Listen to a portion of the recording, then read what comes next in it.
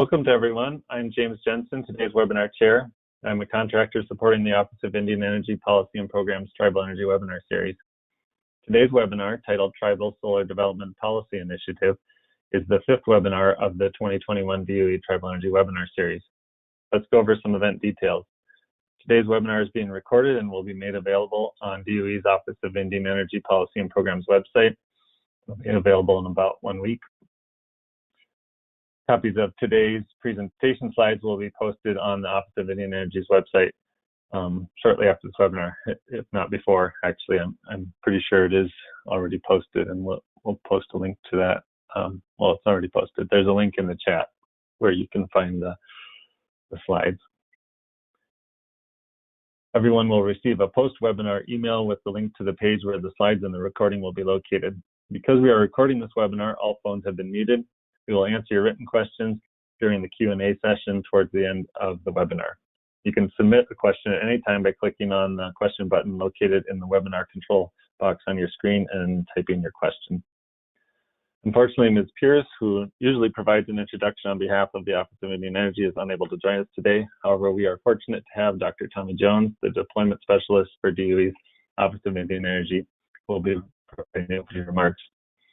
As deployment specialist, Dr. Jones is responsible for assisting the deployment supervisor with implementing the Office's deployment program, which includes financial assistance, education, and capacity building.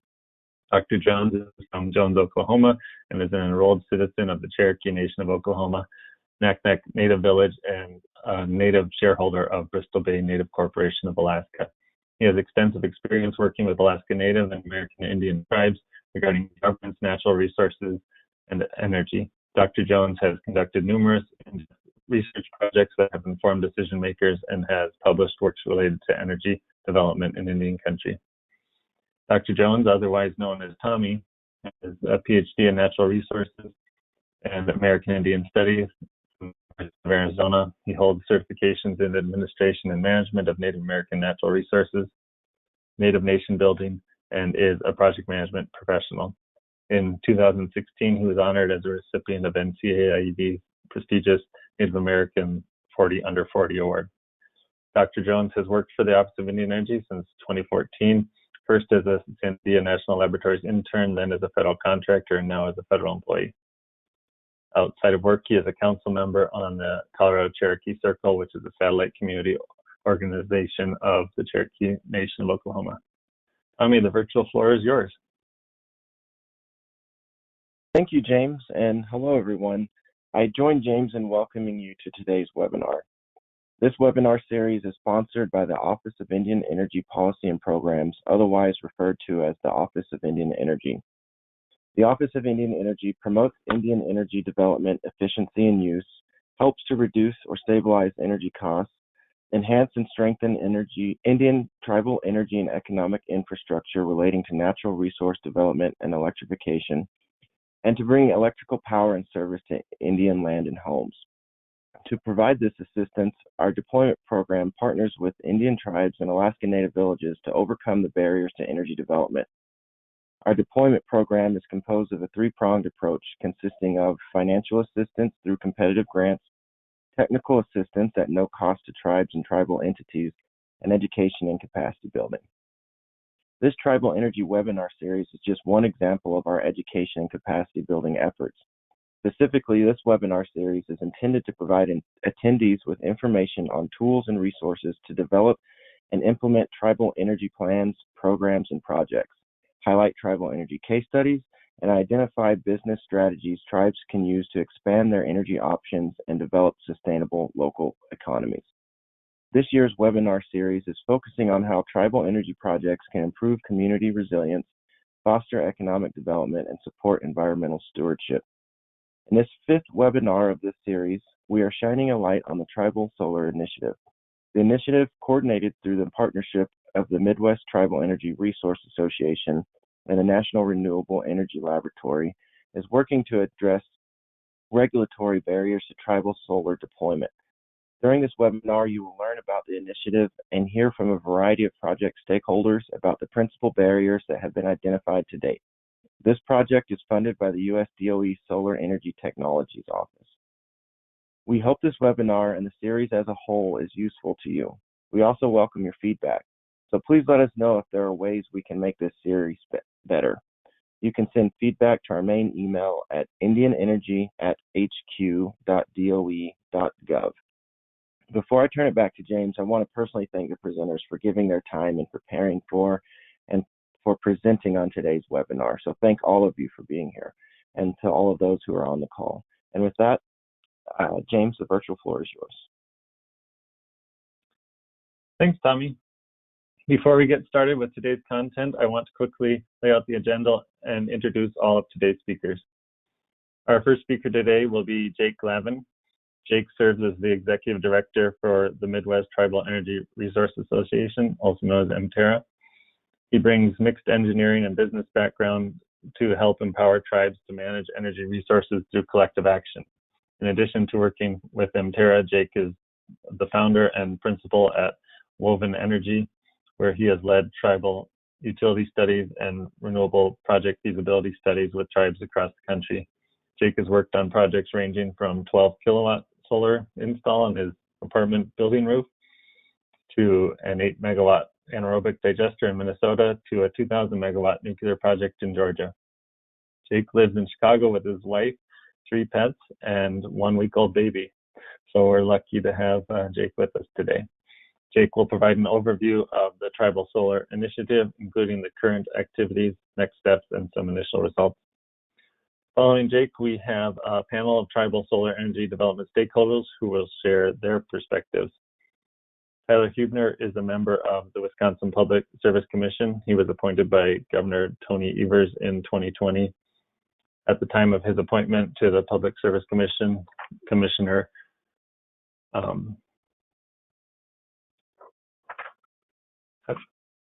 Huebner has worked as Executive Director of Renew Wisconsin, renewable energy nonprofit organization. He also worked for the State of Wisconsin Division of Energy Services and the U.S. Department of Energy, Energy Efficiency and Renewable Energy Division. Brandy Toft is the second member of our stakeholder panel. Brandy serves as the Environmental Deputy Director for Leech Lake Band of Ojibwa Indians. Prior to her promotion in 2016, she served as their air quality specialist, building Leech Lake's air program since 2001. Brandy is actively involved in rural policy promulgation and local, state, and federal levels, as well as commenting on permits affecting the Leech Lake and Indian country as a whole. Brandy participates on a number of local, regional, and national organizations, working groups, and boards to advance tribal needs and interests. In 2012, she was awarded the Virgil Messiah Excellence Award. I probably messed that name up. Sorry, Randy and Virgil. And in 2021, was awarded the Tammy Lynn Hogue Environmental Award, recognizing her contributions to environmental protection, policy, health, and leadership in Indian country. The third and final member of our stakeholder panel is Amy Frederigal. Amy is the Senior Director for Sustainability for WSB Engineering. She has nearly 25 years of experience across many industries, particularly energy and agriculture, in the public, private, and nonprofit sectors. This experience has provided Amy with a broad background to meet community and business needs based on the business case for sustainability. By working across intersecting systems to simultaneously advance environmental, economic, and social goals, she is able to uncover creative solutions. Through her relationships-based approach, she is able to meet the unique needs of communities and businesses by working with all areas of the firm to provide comprehensive solutions. Following the stakeholder panel, we will have a presentation from Pilar Thomas. Ms. Thomas is a partner in Quarles and Brady's Energy, Environmental, and Natural Resource Practice Group. She focuses her practice on tribal renewable energy project development and finance, tribal economic development, federal Indian law, and natural resource development. Prior to entering private practice, Pilar was the Deputy Director for our office, the Office of Energy, at the U.S. Department of Energy, where she was responsible for developing and implementing policy and program efforts within the department and federal government to achieve the office's policy objectives related to the promotion of energy development, electrification, and infrastructure investment improvements on tribal lands. Pilar's presentation will focus on federal policy opportunities to support tribal solar development. At the conclusion of Pilar's presentation, we will have a Q&A session where I will direct written questions that we have received to our appropriate panelists. So please be sure to submit your questions through the GoToWebinar platform as you think of any. With that, thanks to each of our presenters for making the time to join us today. Let's get started with our first presentation. Jake, you may proceed once your slides are up. Thank you. James, can you hear me? Yes. Well, thank you, everyone. Good morning / afternoon. As James mentioned, I do have a 1-week-old, so if my audio cuts out, it could very well be me falling asleep and not necessarily connectivity issues. So James, why don't you just yell super loud if that happens. So on behalf of MTERA, which is the Midwest Tribal Energy Resources Association, I want to thank everyone for joining. We're really excited about this tribal solar initiative, and we're kind of at the halfway point, which is a really good kind of opportunity for us to start organizing our thoughts and engage with a large audience like we have here today. So for those of you who are not familiar with MTERA, MTERA is an intertribal organization that brings together energy champions from Minnesota, Wisconsin, and Michigan. Our board members are tribal leaders and employees that really are kind of the tribal energy champions of their respective tribes. And what MTERA really seeks to do, our mission is to empower those people to help their tribe manage energy resources on tribal land. We do that through 3 main avenues. One is just developing a super strong tribal energy network. So again, connecting those energy champions. So a tribe in Minnesota that's worked on a solar project can share their battle scars and lessons learned with the next tribe in Minnesota who does it.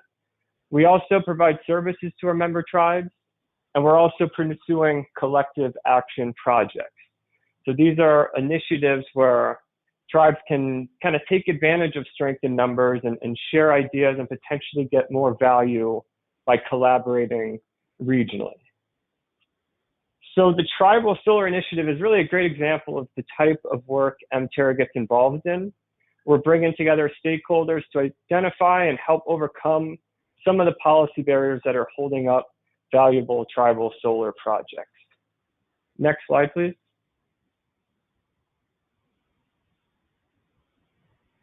So there really is not a slide big enough that can kind of capture the team involved with this. This slide here is kind of the core team, and it's comprised of MTERA and NREL, and also Renewable Northwest participants.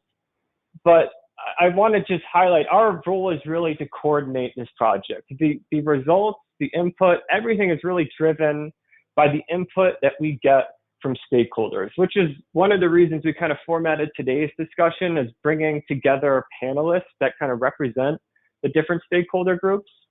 But I do want to kind of thank everyone on this slide, and I want to thank the hundreds of folks who have participated in interviews and questionnaires and working sessions to date.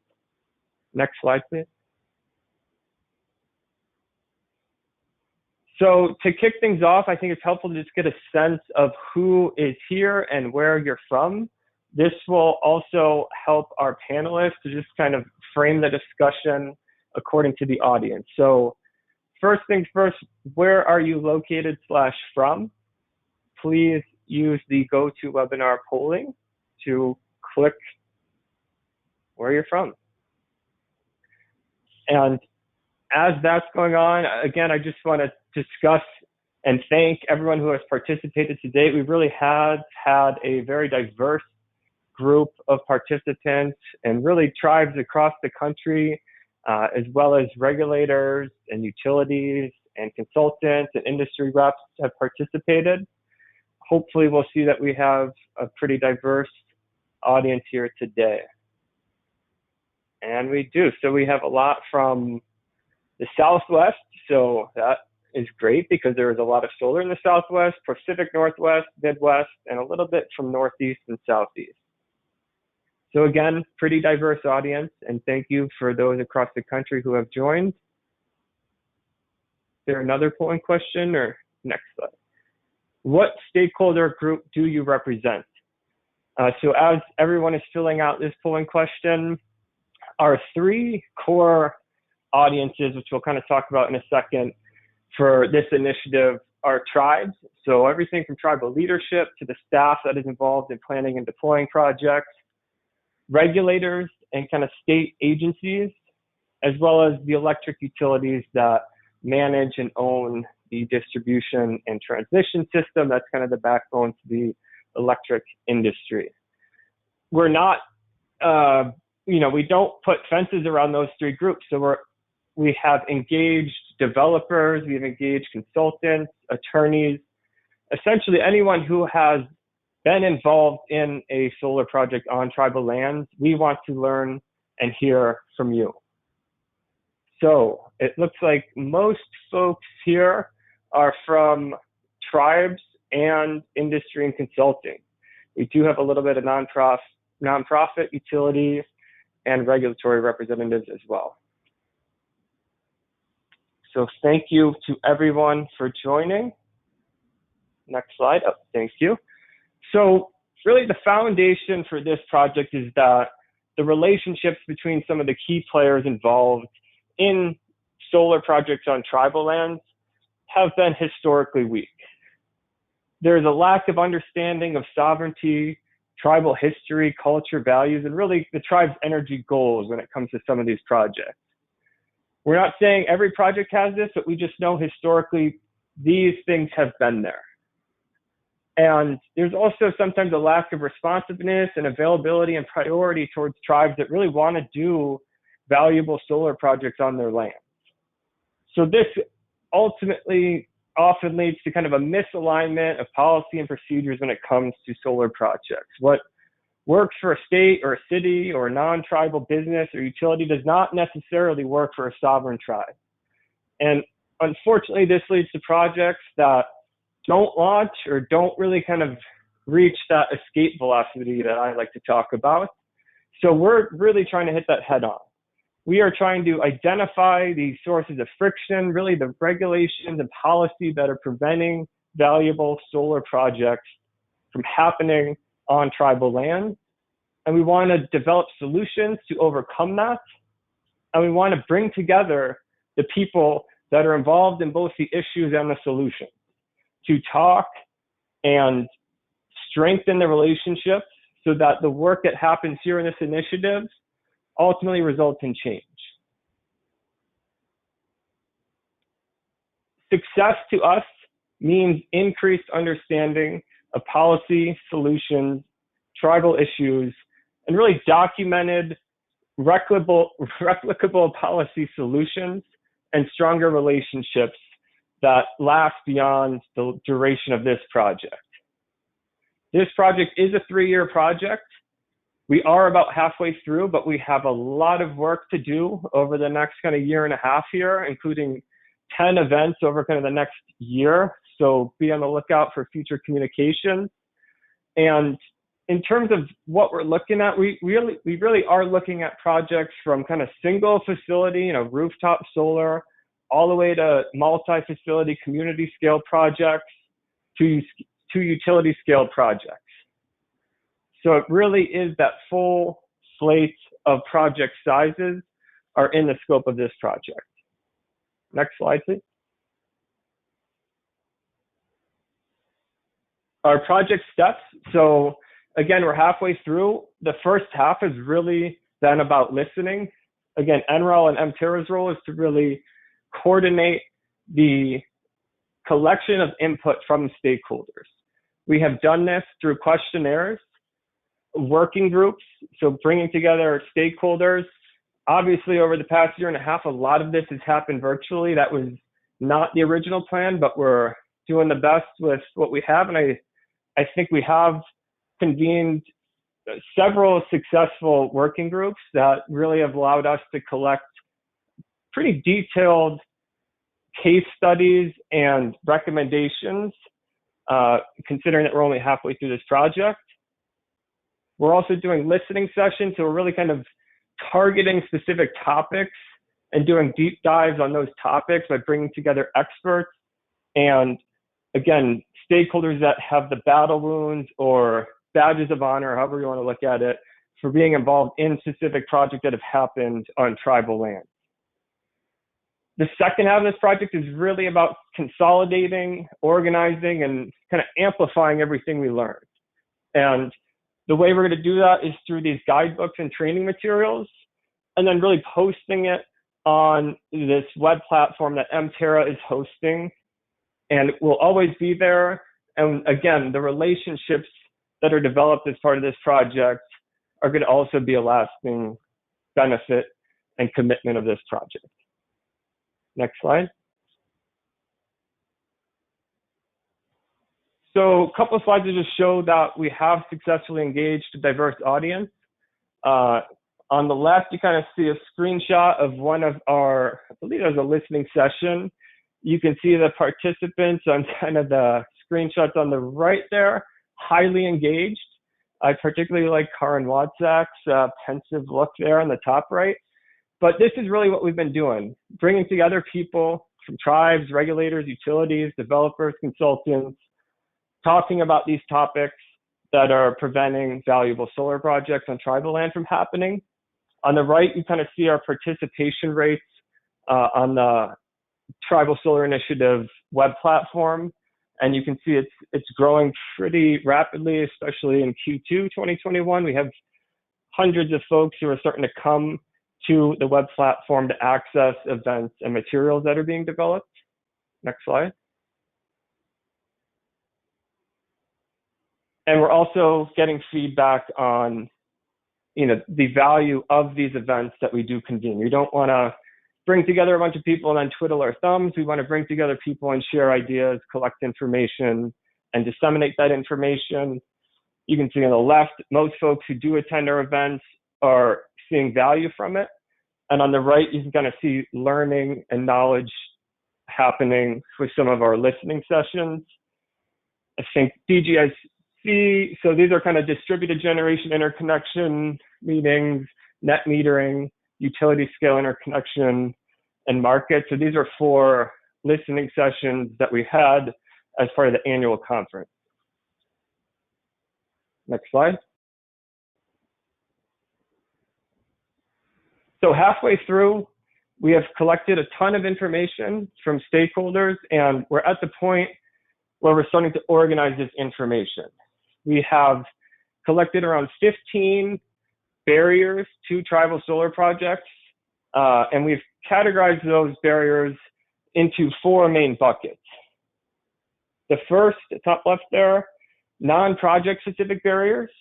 So these are barriers like lack of tribal representation, tribes being served by multiple utilities. These are barriers that really do not really connect to project-specific scale. The distributed and community scale barriers, those are issues that are happening to projects that are set up to kind of offset purchases from the local utility. So these are generally behind the meter, not interconnected to the transmission system, and really involve kind of local utility policy and things that are happening on the distribution voltage system. The bottom left, utility scale project barriers, these are barriers that are involving larger scale revenue generating solar projects that are interconnected to the transmission system. And lastly, on the bottom right, these are barriers that are affecting all project scales. So the core issue here being the non-taxability of tribal projects and how that connects to the investment tax credit. So we don't have enough time to go through all kind of the 15 barriers that we've categorized to date. So today we've kind of opted to bring together some of the stakeholders that have been involved in the project as kind of a representative sample of how we're conducting this project, and again, hearing directly from the voices of those who are involved in these projects. So I want to thank you again to all of those who have participated to date. I believe, if you go to the next slide, do we have one more round of polling questions? Yes. So are you currently, have you in the past, or do you plan to work on a solar project on tribal land? So before we get to the panelists, we kind of want to get a sense of our audience today and how involved you are with solar projects on tribal land.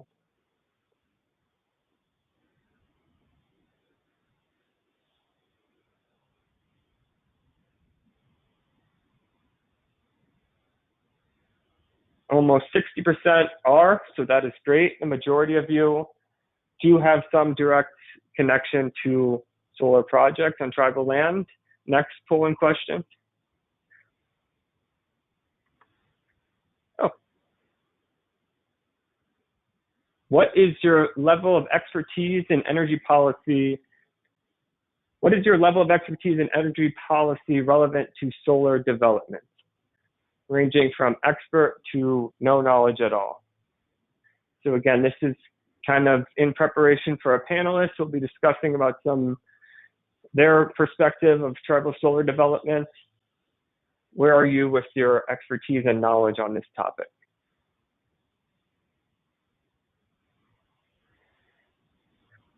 And the results are in. Looks like we have almost a bell curve, which with most people kind of in that strong to some to little range. So thank you everyone for the quick responses. Thank you, James. Thank you, Tommy. Thank you, DOE. And James, I believe I'm passing it back to you now. Yes, thanks, Jake. Now we'll move on to our stakeholders' perspectives portion of the discussion here. We have our three stakeholders here. We have Tyler Huebner, who is a Public Service Commission commissioner from Wisconsin, who's kind of representing the regulatory side of projects. We have Brandy Toft, who is with the Leech Lake Band of Ojibwa. She's on the environmental side of the band or of the tribe. And so she can provide a tribal perspective and an environmental perspective as projects are developed.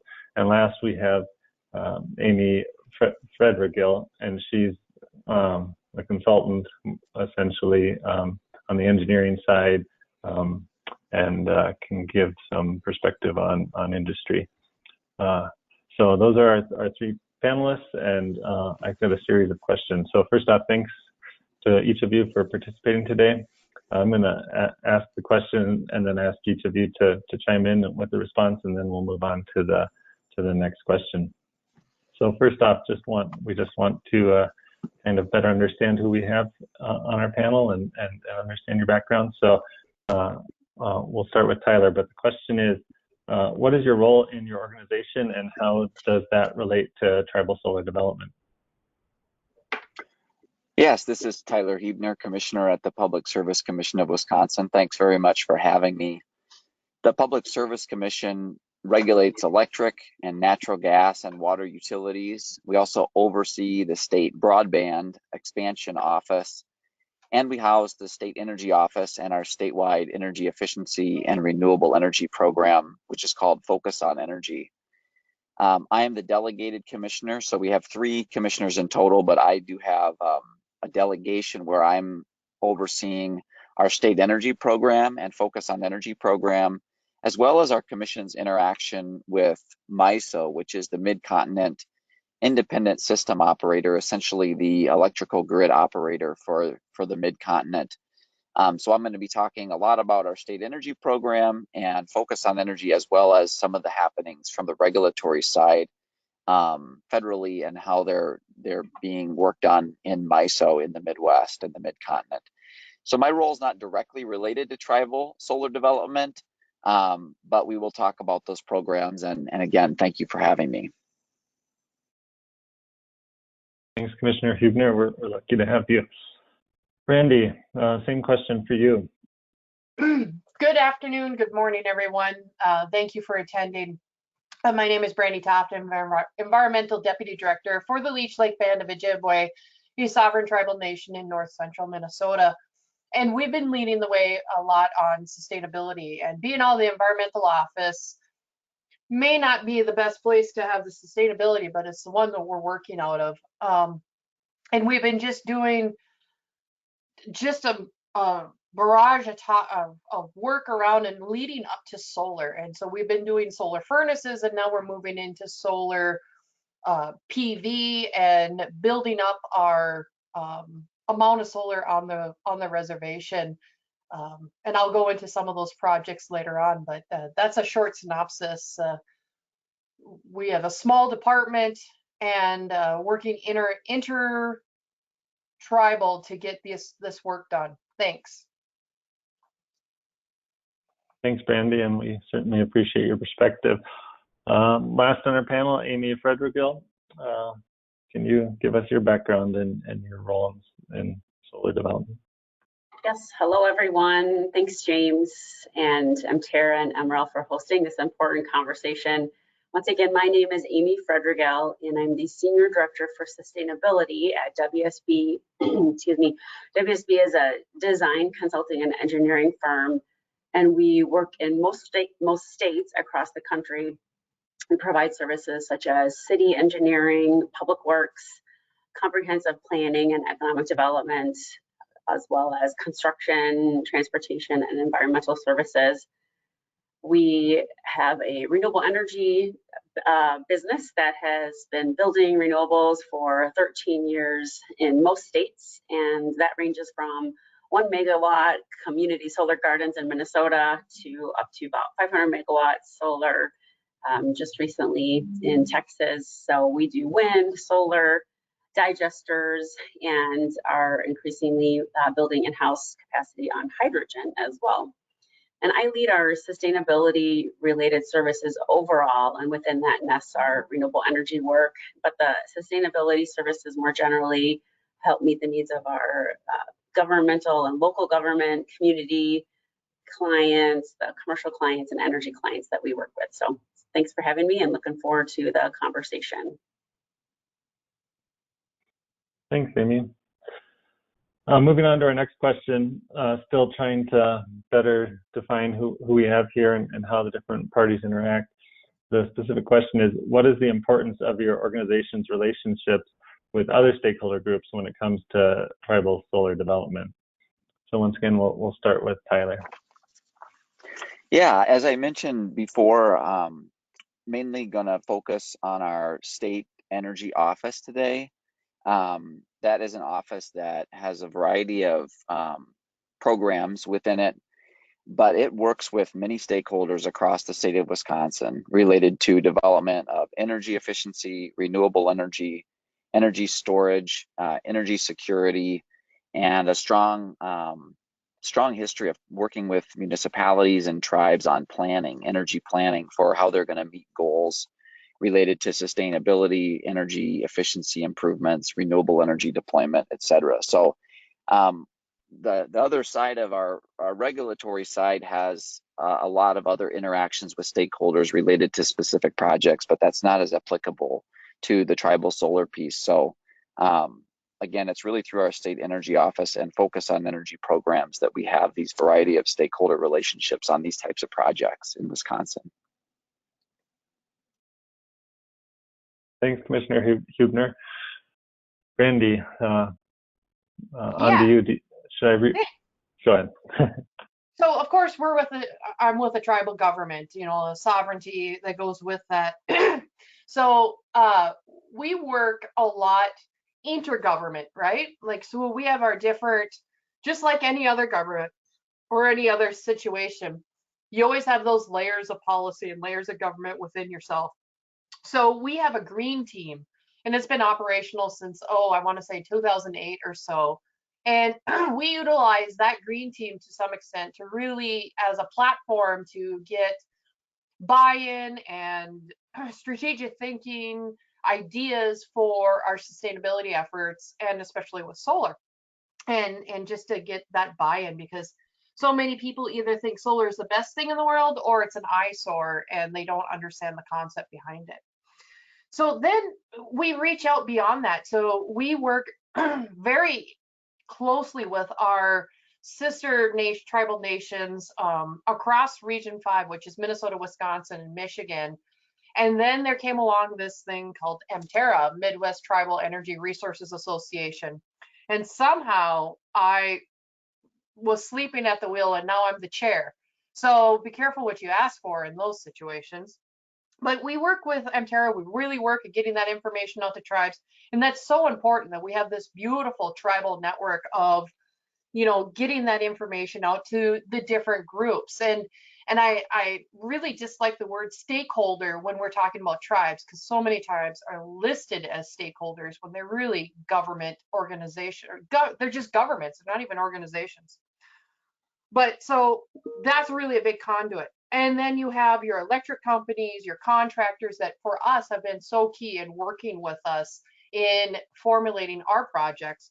But also don't want to forget DOE, DOI, and EPA, and any other government acronym we can throw out there, that without all this technical expertise and working together and really promoting tribal sustainability and just tribal ways of life out there, that without all those partners, that's needed to get this work done. So thank you.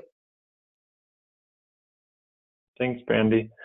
And last, Amy, what sort of stakeholder relationships does the business side or the industry side have, and how do you interact with these other stakeholders?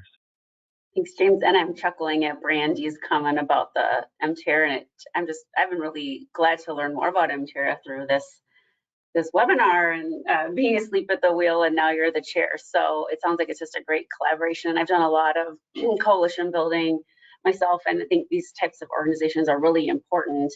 And you know, at WSB, we work with any number of them, but just a little bit about our relationship. So our roots are with local communities. So our firm was founded 25 years ago as we were serving cities that were under the size of 25,000 for city engineering services. And to this day, we serve over 40 communities that are smaller and have a lot of needs for us to help support them in their basic day-to-day city operations and engineering, public works, and planning and economic development.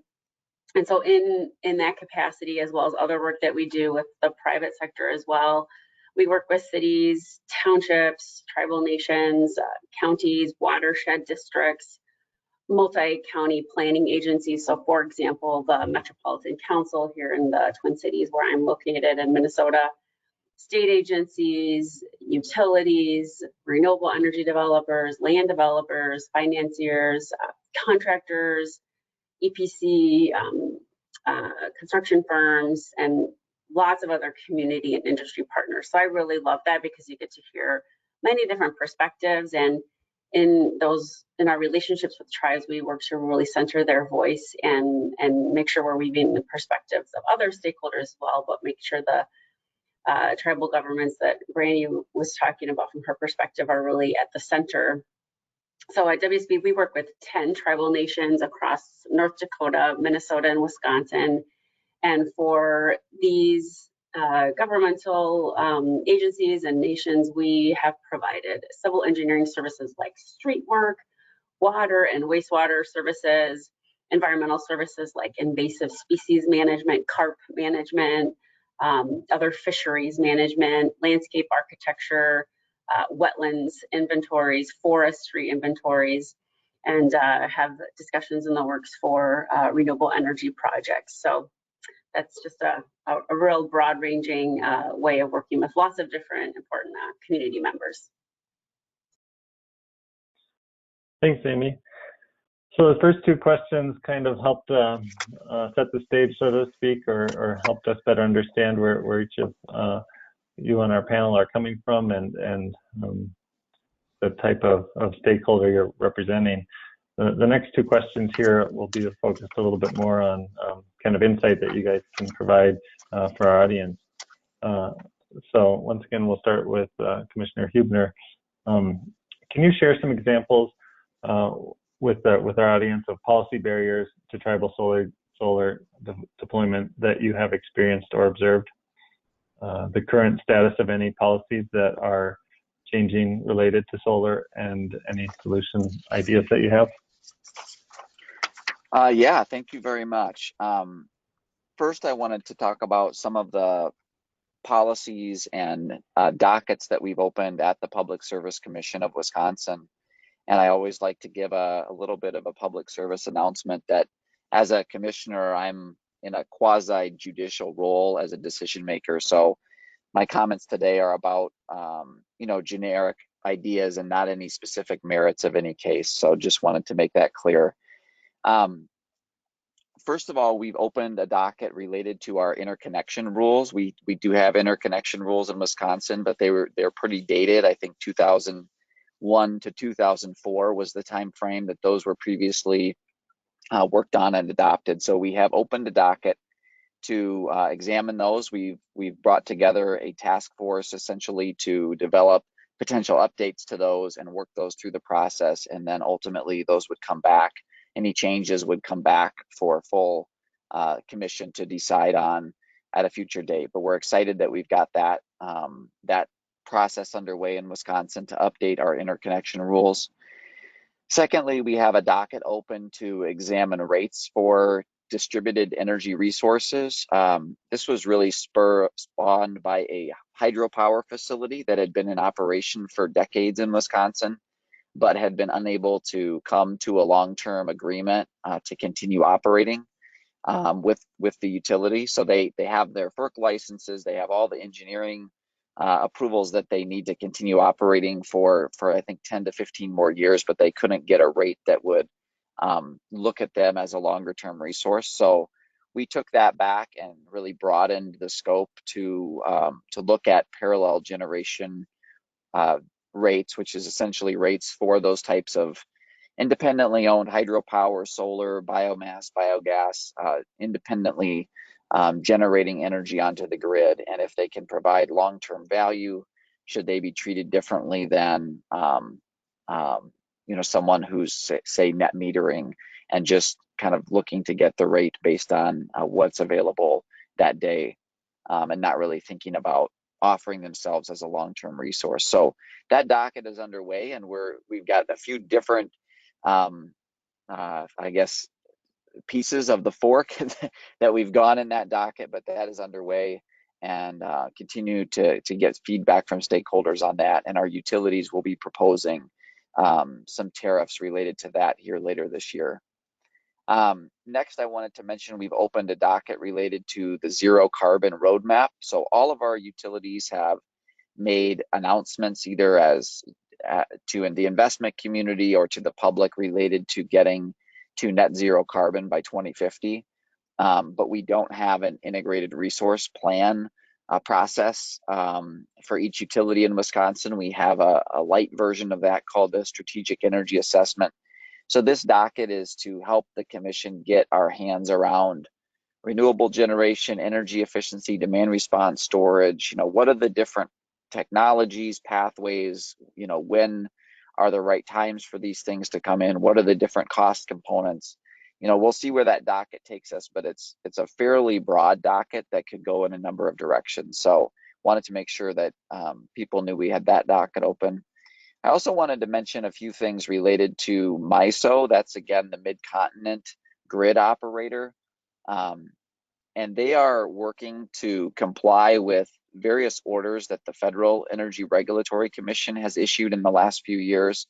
I bring these up because I think the landscape is changing around policy related to distributed energy resources, distributed solar, as well as storage. And MISO, basically every kind of version of MISO, which not every state is in an organized market, but for the states that are, each of your versions of MISO, your ISOs, are working similarly to develop these policies. But it's for energy storage is one, and then distributed energy resources would come after that. I think there are very important areas to watch in the policy landscape, especially as we know that these technologies can offer different kinds of benefits than what is traditionally available in most of the markets, as far as being able to turn on instantly, being able to offer frequency response, and other things that can provide value as we look ahead as the grid evolves. Wanted to highlight that our state energy program is running an energy innovation grant program. We've done this twice now. In the process of that, we've funded the Potawatomi, Forest County Potawatomi, to do solar and storage. We funded La Coudere Band of Lake Superior, Chippewa for comprehensive energy planning. And then also last year, we funded the Red Cliff Band of Lake Superior, Chippewa for solar plus storage on an early childhood center. So really exciting projects and programs that tribes have been able to take advantage of, and we will be offering another round of that, expected to come out this fall, with applications due in January. Our Focus on Energy statewide program has a solar photovoltaic project incentive up to $50,000 for business and government, including tribal governments and commercial customers. And then finally, on our Office of Energy Innovation, that's OEI website, we keep track of funding opportunities available to various tribal governments, but also nonprofits, for-profit businesses who may be interested in energy grants and funding. With that, I wanted to just let everybody know I do have an in-person energy efficiency award to give here at the top of the hour. So I'm just going to offer my quick notes on the last question as well, while you've got me, and then I'll just drop off there at the top of the hour. But first off, you were going to ask about advice for everyone on the call. I was going to keep it very quick and just remind that as exciting as solar PV is, and it certainly is, because the costs have come down so dramatically and the opportunity is very large, our staff wanted to highlight, don't forget energy efficiency, that we want to maximize the value of the solar arrays, and that means making sure we're using energy smartly on site at the facilities and within the buildings that might be within the tribes that we have. And then finally, just thank very much for having me, the Office of Indian Energy, NREL, and MTERA, for including me, and the Public Service Commission of Wisconsin. I hope you all have a great remainder of the webinar. Thank you. Hey, Commissioner Huebner, if you have a moment, there's one question I'd like to ask before you leave that has come in. And you can make it as brief as you need to. But talking about behind the meter interconnections, can you elaborate at all on a regulatory role in allowing solar behind the meter? Yep. So we do have an interconnection process, and that has been promulgated. Our state legislature passed a law in 2004, essentially directing the Public Service Commission to promulgate administrative rules related to interconnecting distributed generation facilities. And so that was done in about 2004 was when that process completed. So we're updating that now. So we do have the authority related to the administrative code and making sure that that's up to date. As most folks are probably aware, a lot has changed in 17 years. IEEE and ANSI standards have changed. Certainly the technology around inverters, solar, and other advancements have occurred. And so we want to kind of modernize those rules related to the integration of solar plus storage. That's a big missing piece from our current rules. And then just making sure that all the latest and greatest rules from the safety side as well as engineering are accounted for as it relates to interconnection. So that's what essentially our task force and working group is working on, ensuring that they've identified all the places that need to be updated in that process. Wonderful. Thanks so much, Commissioner Huebner. Thanks for the time today. And certainly if we have any questions that come in later, we'll see if we can forward them on to you if they're really good ones. Sounds great. Really appreciate the opportunity. Thanks again. Yeah, thank you. All right, moving back to Brandy. I'll repeat the original questions. It's been a little while. Can you elaborate on policy barriers to tribal solar development that you have experienced or observed as well, and then also elaborate on current status of any policies that are changing related to solar, and any solution ideas that you might have for the barriers that you've witnessed. Right, thank you. And I will try to touch on all that, but we'll see how we go. We've run into barrier after barrier, policy, personnel, people's interpretation of the policy, people that just don't want to work with tribes and don't see the value in that, or whatever their reasoning is. I'm not going to gather to figure that out.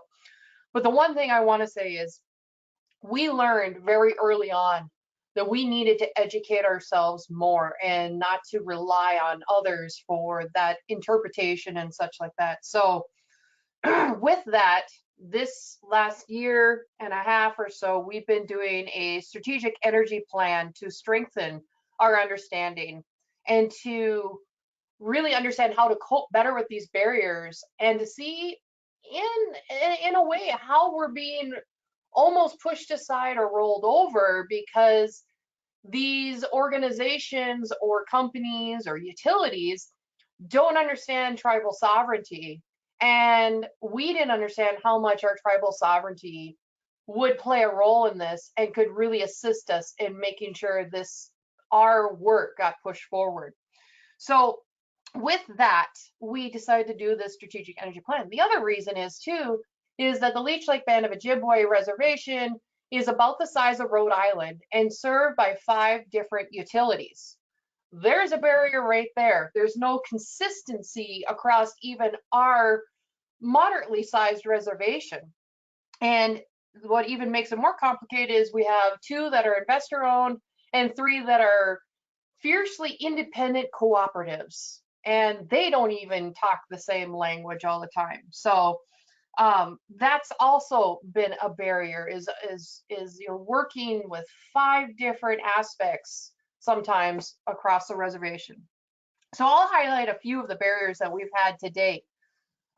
We now have a very successful $22,000 per year, 200 kilowatt generating solar garden, and we use that to promote and add to our low income energy assistance program, because we weren't able to meet all those needs with the LIHEAP money. But that project was delayed by over a year and a half in quote unquote negotiations with a rural cooperative. And it just was really frustrating, and going to the table and never really making any headway, and always being told, oh, we'll take care of that for you, we'll bring that to the board. We learned really quick that was just a lot of lip service, or they were trying to work something on the back end for their benefit.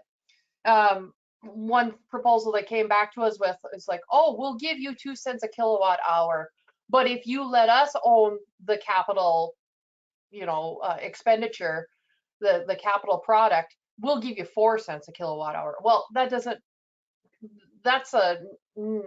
not going to work. It's really not an option for us. We were trying to negotiate 8 cents, and finally we just turned the tables on it, went back to the drawing board and said, how can we mitigate this? How can we go about this? And we decided to split the 200 kilowatts into 540s, or 39.99, to meet the net metering laws. So that worked out quite well. I mean, it wasn't what we wanted. We had to split them across the reservation. There's a lot more money that went into it to build and such, but we're making $22,000 on average per year that goes into our LIHEAP program. So all in all, that was successful. It was a way we mitigated that situation. The second one is very interesting to me, that we were blocked by doing 240 kilowatts next to each other, owned by separate people, tied into separate meters, but was on tribal land, tribal owned land. The local cooperative, a different one, stated we couldn't do that because we were doing energy generation too close to that, and with their interpretation of the laws and FERC or laws, that could not occur. Yet, on the same reservation, about 20 miles away, we were highly encouraged by the investor-owned utility to put two solar PV 40 kilowatts on top of a building on separate meters, and they were encouraging to do that. So it's everybody's different interpretation and educating folks on sometimes even their own interpretations or the laws that are out there, and it can be highly discouraging to do that. But in the end, if you want to do that, you have to put forth that effort. The last one I have was the barriers to funding. Everybody looks at Leech Lake and says, oh, you got 3 casinos, you're a cash cow. That's not the way our casinos work. Our casinos mainly go to provide jobs, and any revenue goes back into social programs for the tribe. We have about over 9,000 members living on the reservation. And so that is not a revenue source for any sustainability work in general. And we go out, and we recently put in for a DOE grant, scored really high, but then got the thanks but no thanks letter. And I'm not nailing DOE for this at all. It's just we spent months and months and months putting that proposal together. It's about a 2 to 2.5 inches thick of paper to put that together, and then we score really high, but there's not enough money to go around. It's just a reality of the situation, but it's also a reality that tribes are really wanting to do this stuff. We just need the capital investments to get out there and do it. And it's really causing a barrier because in the long run, I like what Tyler said, is do the energy efficiencies. Solar's not your first step. It is not. There's a lot of other steps before you get there. But as I led off with, we've been doing sustainability work for quite a while. And this is our next step, is to do this, that, you know, you need to do all kinds of efficiencies and renewables with this.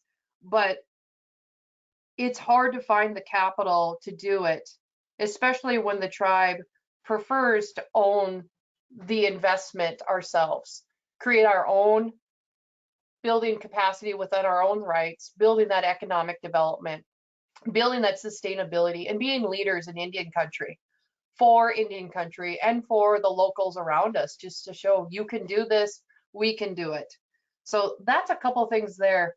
As with policy, we're getting more engaged with the Public Utilities Commission and engaging with them on working with understanding the different policies, having them understand tribal sovereignty, and just overall education. It seems like we're always educating people on tribes, and that's never going to really stop.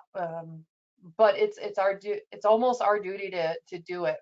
And others are going to argue with me about that. But if we don't do it, who's going to do it? So that's my couple barriers there. And I know we're going a little long, so I'll go on and let Amy go next. Thank you. Well, thanks, Brandy. I can jump in, and just building on what the Commissioner and Brandy has mentioned, I'm going to zoom out just for a minute too and just say, you know, I think one thing that we haven't talked too much about, but I think is really, really important at the core, which is that oftentimes, unfortunately, tribes are not considered in the development of policies, and gun would even an equal or any seat at the table.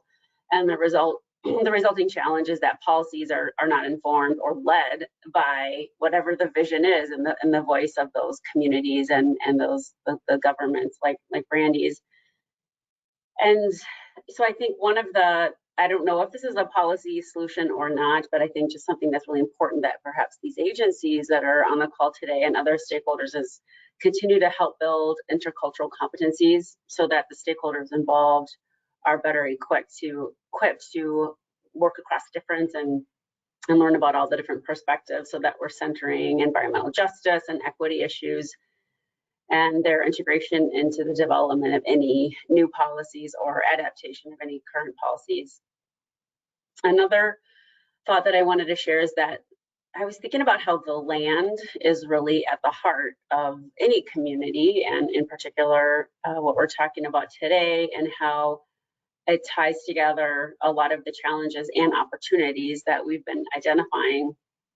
And I like to use a systems approach, and I think some of the policy challenges that we currently have are because we look at too narrow of a sliver of the energy or the land system or economy overall. Or Brandy and the commissioner just mentioned starting with conservation first. You, in the sustainability world, you always start with conservation first, and then you green it up and you plug it in and you do all the stuff that we know to do to reduce our footprint. And so I really wanted to underscore the importance of thinking about a systems approach, how the land is interwoven there, and how we can leverage and have more cost-effective investments, increase the ROI, the business case, and the benefits to all of the parties and communities involved. So just an example is just thinking about whether we have behind the meter, community-based, distributed, utility scale renewables that we want to build, thinking about the generation systems, the distribution systems, the transmission systems,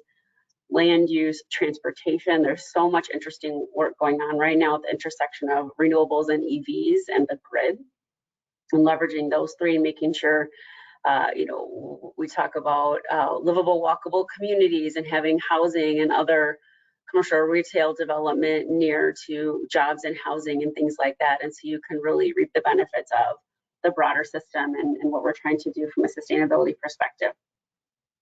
Some of the things that we've touched on a little bit that I wanted to get a little more into is because oftentimes when we're working with rural areas or sparse populations and then therefore smaller loads, if Brady mentioned the importance of wealth and ownership of the assets, that means that if a tribe is looking at renewables as an economic development benefit and all of the ownership benefits that come with it, you're looking at most likely a larger renewable energy installment, usually what we think of as utility scale. And because of the geographic location of many of the communities we're talking about, oftentimes we need additional infrastructure or significantly additional infrastructure to export this clean power that won't be used on site because of the smaller loads at the tribal community.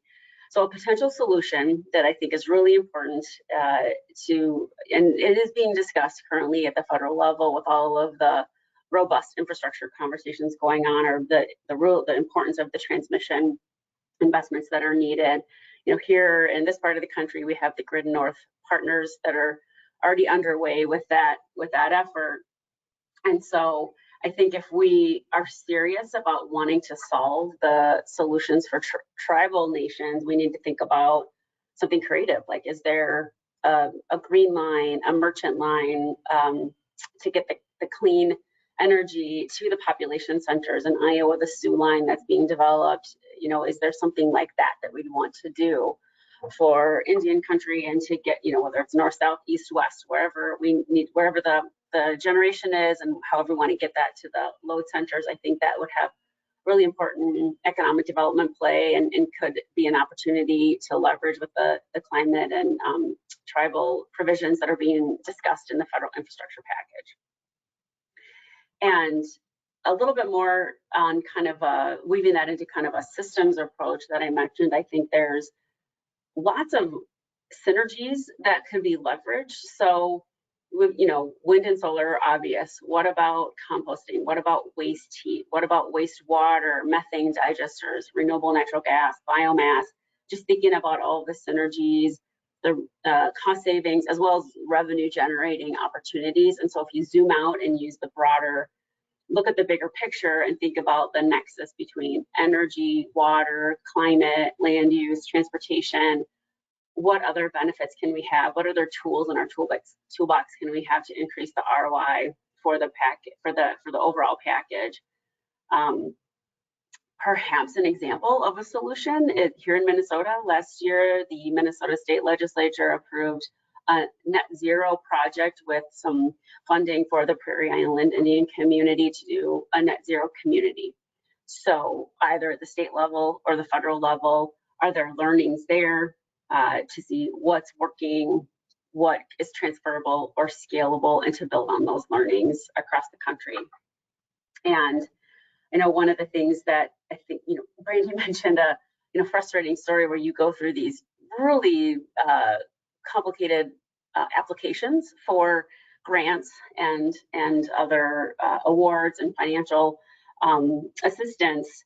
I think one of the things that would help with getting bigger picture solutions and would increase the rate of getting those projects award is to allow for life cycle cost savings, other broader benefits. Once again, when you zoom out and you look at the interplay between energy conservation, renewables, electrification, other water, other systems interplays, can you get bonus points, and can that be eligible for some of these funding opportunities? I'm thinking about maybe an example is CHP combined heat and power with maybe a food or an agricultural facility where there's waste heat, things like that. How can we weave that all in? Just two other quick points that Commissioner Huebner mentioned, MISO and the grid, more broadly speaking across the country. I think it's really important to underscore the opportunities with ISOs and RTOs, the grids, the balancing authorities across the country to enhance policies to reward services from distributed energy resources such as storage, battery storage. And you hear about this with peak shaving and being able to charge during when the sun is shining and deploy those resources during peak times to save costs for the community. And then at the state level, something that states have control over is to look at their own statutes that they can adopt.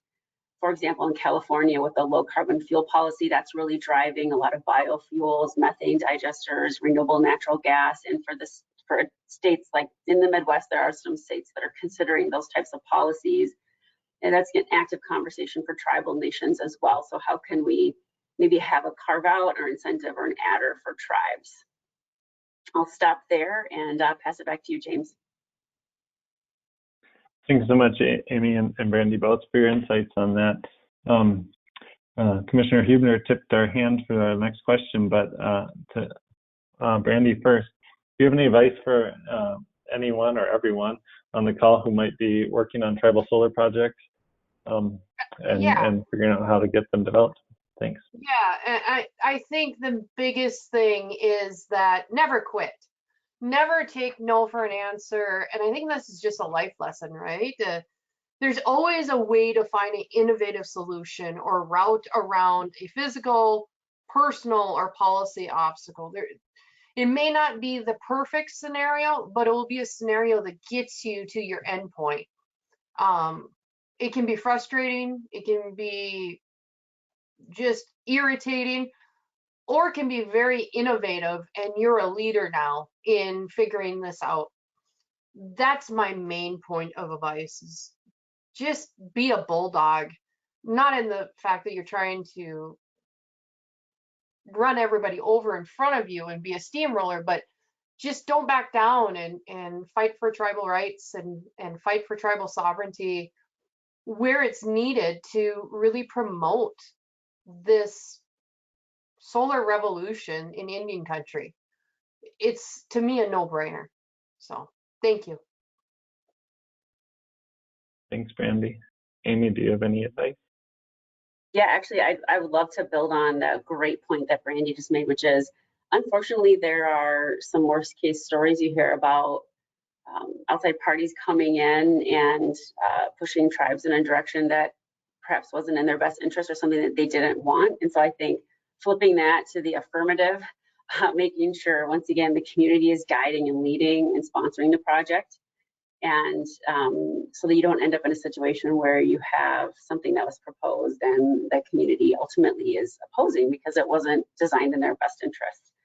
And so what are some tangible things that we can do? I think perhaps how can we increase understanding across perspectives, and maybe we incentivize or help facilitate more tribal representation on electric co-op boards so that there's more cross-fertilization of those voices and making sure that the voices are represented more equally. And then one other idea that hasn't come up per se that I wanted to highlight is maybe there's a role for augmenting the agencies that are hosting this call today. Maybe it's an augmentation of something they're already doing, or a new agency or group working that could really provide more resources. Some of them might be technical in nature, some of them might not, but helping them identify potential renewable or solar opportunities. Brandy mentioned the complexity of navigating so many different utilities with so many different business models. There's co-ops, there's IOUs, there's munis, and then all of the different roles, all of the different jurisdictions and programs out there. Is there a way that we can bridge some of that gap by providing guidance, helping identify ideal projects, thinking about all the complications of the design, the engineering, the economics, the siting, regulatory permitting, things like that, to bridge some of those gaps and close the loop there, so they don't have to feel like they're starting from scratch when a community already has so many different pressing issues in front of them. And I think the one last point that I was thinking of that we haven't talked about at the state level, and Commissioner Huebner with his perspective from the commission, I know here in Minnesota we have a transmission cost rider that utilities can use to recover the cost of investments in the transmission system. Perhaps we need to work with our state legislatures to enable the commissions to allow for increased cost recovery of more, it will probably be transmission investments to get the power lines out to where these solar developments could be in Indian country to help remove that cost, because those can be pretty significant interconnection costs. Otherwise, thank you so much for hosting this conversation. I've learned a lot, and I'm looking forward to seeing what it catalyzes in the future. Thanks so much, Amy. I just wanted to quickly respond to one of your comments, and that was talking about if there's an opportunity for governmental agencies to potentially provide, technical assistance or help tribes with challenges related to energy development. Our office, the Office of Indian Energy, does have a technical assistance program. It is free and available to tribes who apply. You need to have kind of a discrete question or issue that you need technical assistance with. If you Google, Office of Indian Energy technical assistance, that should come up, and that is a tool that tribes could use to help address that challenge. But I think it's a good point. Great. No, I'm glad you got to advertise that more. That's wonderful to know. Thank you. Yeah. Thanks to all of our panelists. We are going to move on to our last presentation, and then at the end of that presentation, just a reminder, we will have question and answers for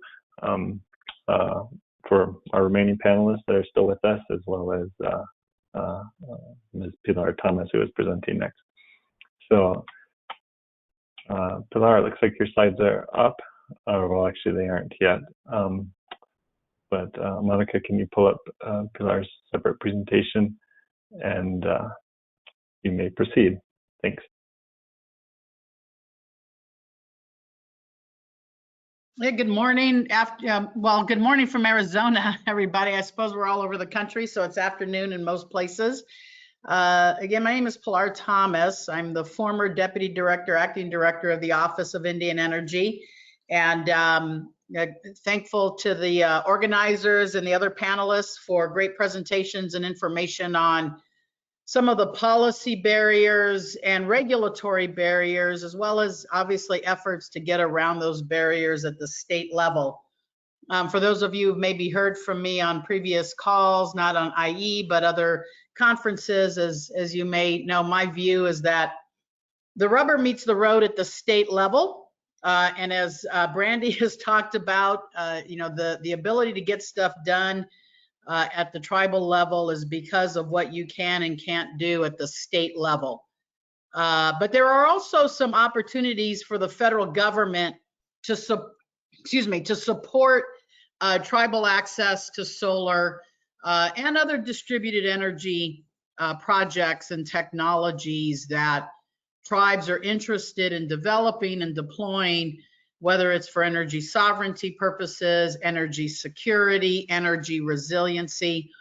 So I'm going to cover off kind of what's happening high level at the federal level, and some other ideas that tribes and folks working with tribes might want to incorporate into their thinking as they're looking at these issues in working with tribes or trying to do projects at the tribal level. So next slide. So I'm gonna cover off just real quick some key federal actions at the presidential level, the executive level, which is the agency level, and we just heard some comments or suggestions for the agencies to think about. And then legislatively, I think somebody just made a comment as well about the infrastructure bill. It's not all it's cracked up to be, but we still have some other opportunities. So next slide. On the presidential action side, a couple of key executive orders that President Biden issued almost immediately upon his inauguration. 13985 on racial and economic equity, and 14008 on climate change. He's also issued a presidential memorandum on tribal consultation, and just recently, within the last couple of weeks, the Domestic Policy Council, DPC, has issued guidance on the Justice 40 initiative, and I'm zeroing in on those couple of things because that's an area for tribes to really take part in informing the federal government, and especially the new administration and the new policymakers on tribal energy interests. So next slide. Real quick on the racial and economic equity, I bring this up because we do see in very real time agency action to implement this executive order. Overall, the idea is to create a whole of government agenda that's a comprehensive approach to advancing equity, and equity not just in civil rights and in economic equal opportunity, and creating some kind of systematic approach to embed that in decision making. So as whether it's new programs that Congress enacts, and they've enacted quite a handful in the last few months, within the last year around energy that tribes should be paying attention to, or whether it's the revisiting that they're doing of existing programs, this executive order should be informing that decision making. Some of the key actions required under this executive order is an assessment of current agency programs and reviewing those for equity. Advocating for federal resources, so promoting equity in their budget. We did see that, in fact, in the president's fiscal year 22 budget, and you're actually starting to see it in some of the language coming out of Congress and the appropriations bills. Procurement, how do we access as tribes, tribal enterprises, tribal communities, the world's largest energy marketplace? That is the federal government. But the federal government is not, they're maybe not the largest buyer of everything, but they're a pretty large buyer of a lot of stuff. So the executive order promotes access to procurement opportunities.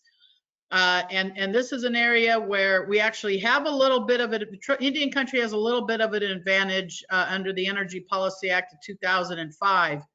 But a key component of equity, and especially enterprise and jobs, et cetera, is access to the federal marketplace.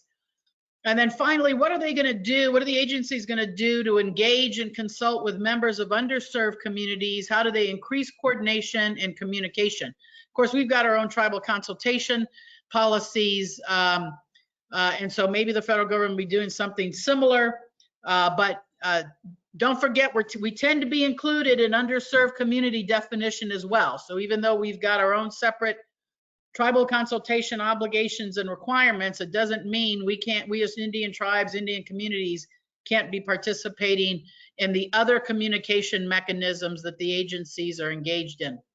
Next slide. So real quick, the climate change executive order, this is probably one of the longest executive orders I've ever seen. It's almost 30 pages. The key elements from a tribal perspective is the creation of an Office of Domestic Climate Policy, which is headed up by Gina McCarthy, the former EPA administrator, great friend of Indian country when she was at the EPA. It creates a National Climate Task Force, which is at the secretarial level. It's supposed to include a federal procurement plan for the federal government to consider climate change related issues as part of what they're buying.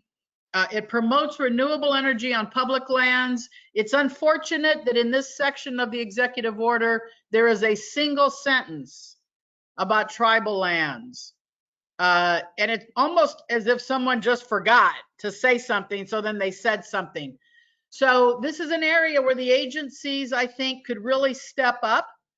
And I think Indian country has an opportunity to say to the agencies, just as much as you're committed to doing renewable energy projects on public lands, BLM lands, which as we know can be controversial in some parts of BLM lands, 10,000 acre solar farms out on BLM lands in the middle of the desert might work for some people, but for a lot of tribes, it's problematic. But having said that, there's no commitment. And I know I'm on a DOE webinar, but there's no commitment right now from the federal government to support renewable energy on tribal lands. No stated commitment. So I do think that this is an opportunity for the agencies to step into that and make as much of a commitment to tribal land renewable energy development as they do on public lands. They want to see federal funding priorities focused on climate change, improving forecast capabilities for state, local, and tribal governments. Infrastructure investments are focused on clean energy, but also affordable housing and transportation. The creation of a civilian conservation corps. There's actually in the reconciliation bill, the budget bill that passed out of the Senate, just got passed out of the House yesterday. In the Senate committee instructions for Indian Affairs, an instruction to write legislative language to support a native civilian conservation corps. I don't really know what it is. Maybe it's just planting trees. Hopefully it's more than that. Energy transition. Again, another area that I think is a little short for Indian tribes because the energy transition language here is focused around coal communities, which is important. But there are way more tribes that have oil and gas development than have coal. And so as we wean ourselves off of oil and gas as an energy source, all fossil fuels, and we move to the what do we call it? Beneficial electrification. We move to the electrification of everything, and especially our transportation sector. There are a lot more tribes and tribal communities that are going to be impacted by that than by coal shutdowns.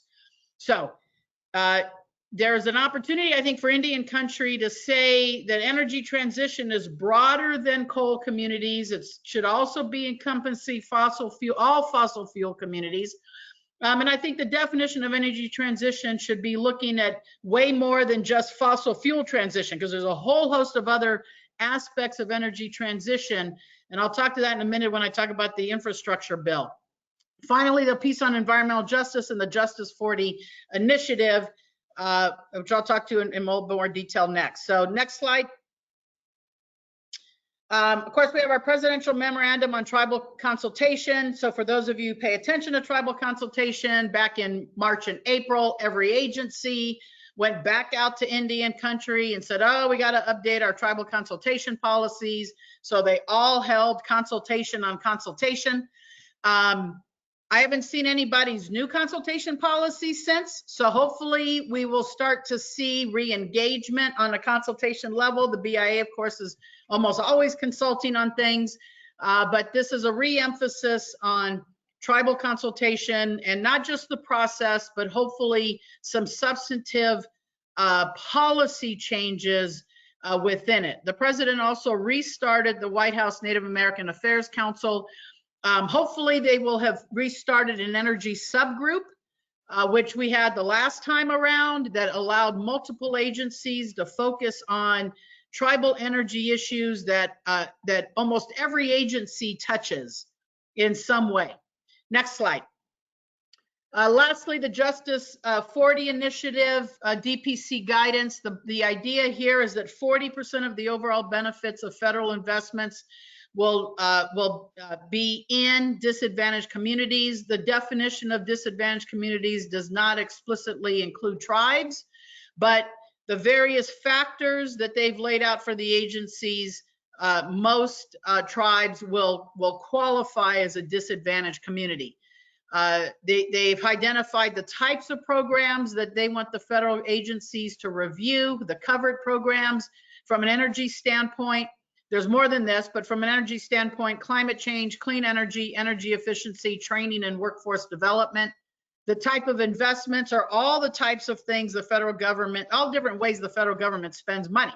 So it could be financial or grant assistance, direct loans, loan guarantees, other kinds of direct payments, and federal procurement. There are 21 pilot programs that have been identified.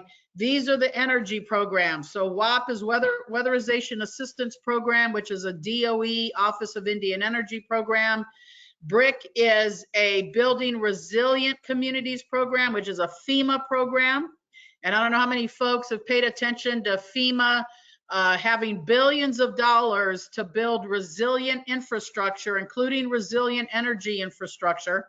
CEDO is Solar Energy Technology Office, their National Community Solar Program, again, a DOE program that they don't traditionally do outreach to tribes for. There's a handful of tribes who have been in that program.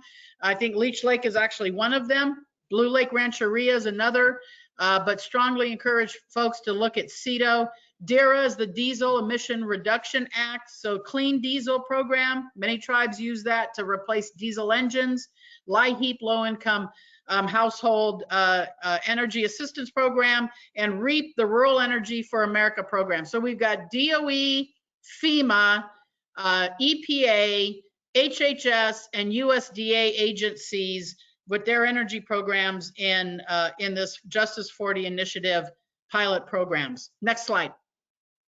On the legislative, on the key agency side, so you heard about DOE. You know, obviously this is the place to go when you want expertise.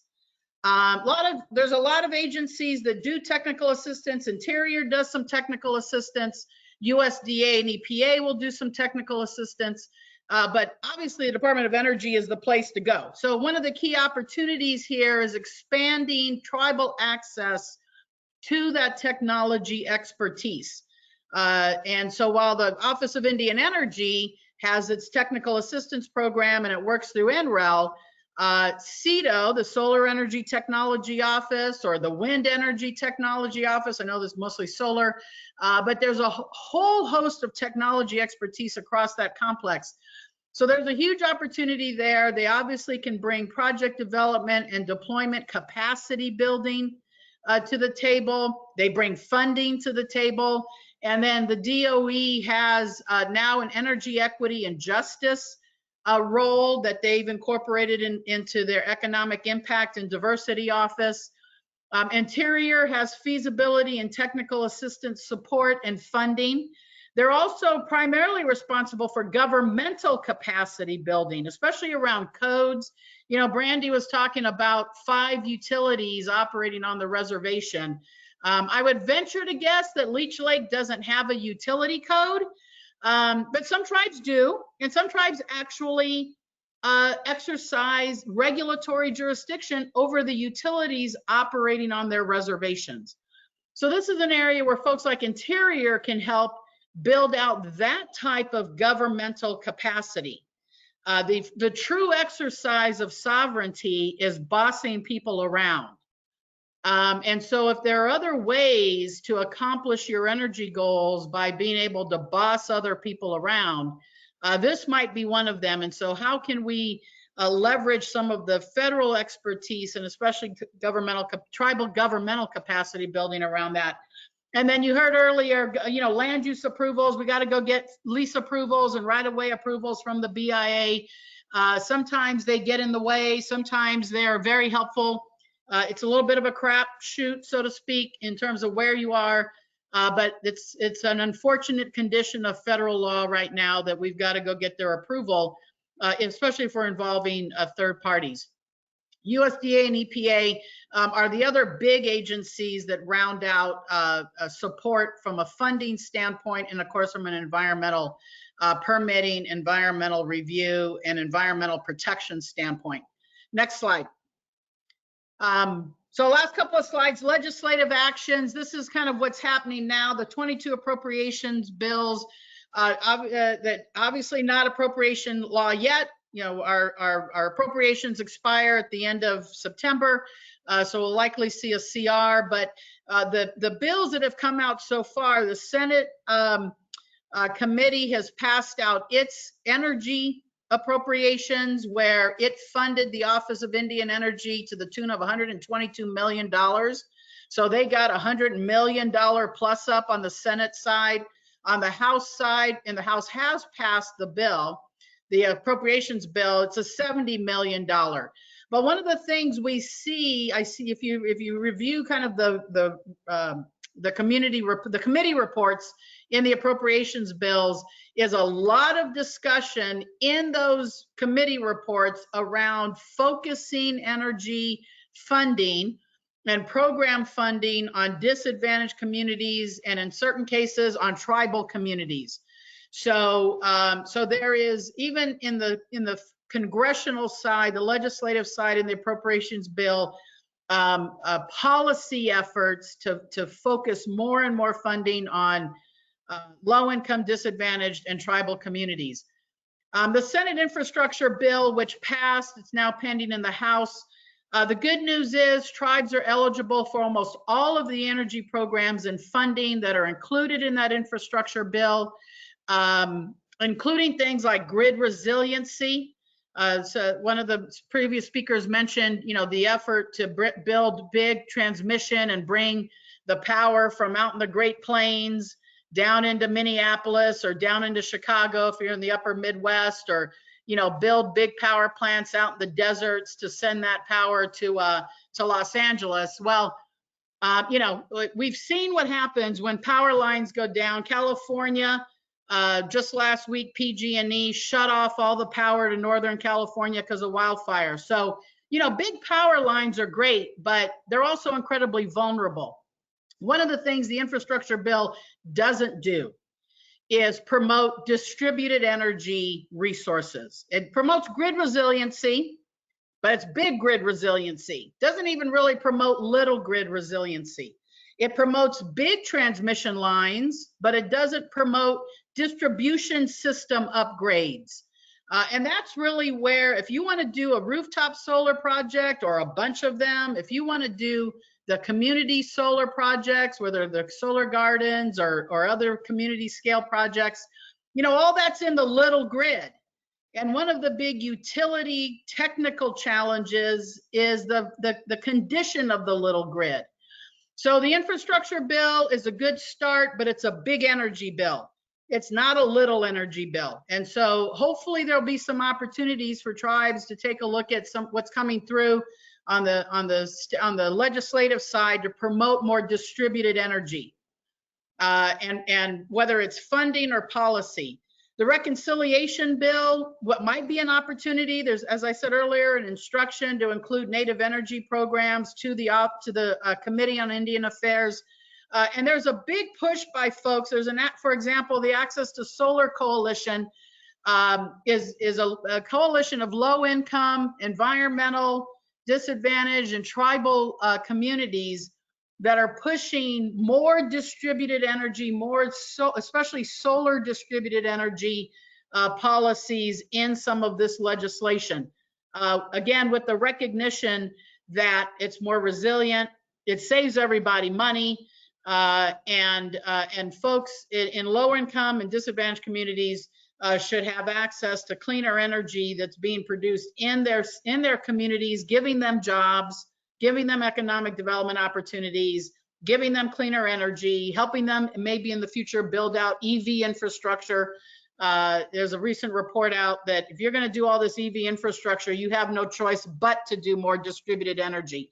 So an effort around distributed energy policy on the federal side is ongoing, needs to have tribal contribution to it.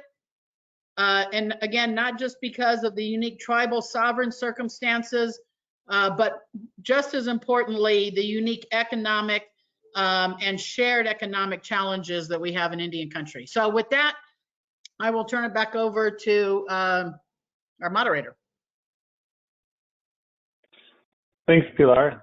Covered a lot of good content there quickly. So with that, we're ready for our question and answer for all of our panelists.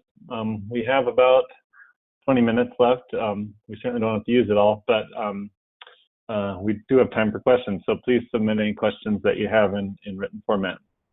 The first question here, and you've just touched on a little bit, Pilar, but someone has asked if we can elaborate a little bit on tribal sovereignty and any issues that causes when dealing with state and local governments.